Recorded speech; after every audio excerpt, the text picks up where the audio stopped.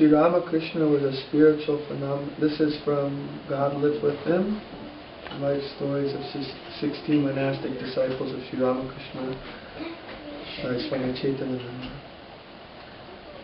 Sri Ramakrishna was a spiritual phenomenon, and the spirituality manifested in his spiritual longing and samadhi, in his singing and dancing, in his conversations and stories, in his action and behavior, and even in his fun and frivolities. Many people consider Ramakrishna to be an avatar or a great religious teacher, but it is also interesting to observe his personal life behind the public gaze. Needless to say, people would be surprised if they saw Ramakrishna wrestling with a young man in his room at the Dakshineshwar temple garden. But it was not unusual for the disciples of Ramakrishna to have an ordinary situation turn into an extraordinary experience through the influence of the Master. It is amazing to see how the Master transmitted spiritual power to his disciples even in a playful way. Swami Vijnananda vividly narrated one of his dramatic and unconventional encounters with Ramakrishna. I felt Sri Ramakrishna's room vibrating with a tangible atmosphere of peace, and the devotees present seemed to be listening in blissful absorption to the words that poured from the Master's lips. I don't recall what he said, but I experienced tremendous joy within. I sat there for a long time, my whole attention concentrated on Sri Ramakrishna. He did not say anything to me, nor did I ask him anything. Then, one by one, the devotees took their leave, and suddenly I found myself alone with him. The Master was looking at me intently.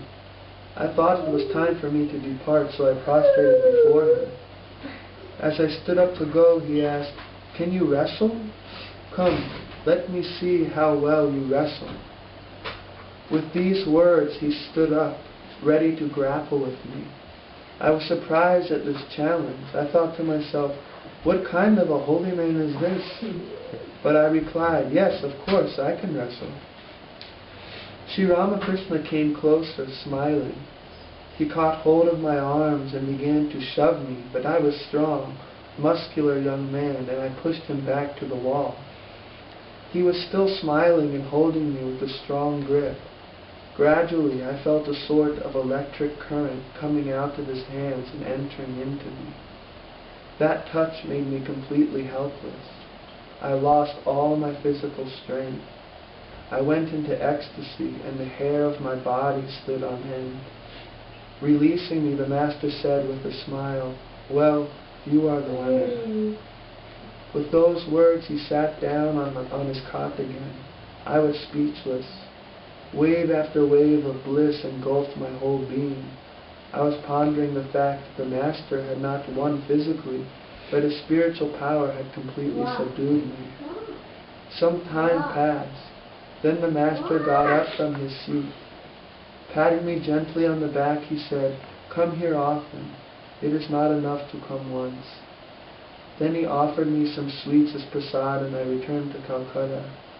For days the spell of that intoxicating joy lingered, and I realized that he had transmitted spiritual power to me. Ramakrishna later said of Swami Vijnananda, "He wrestled with Krishna in his previous incarnation. He is not an ordinary person."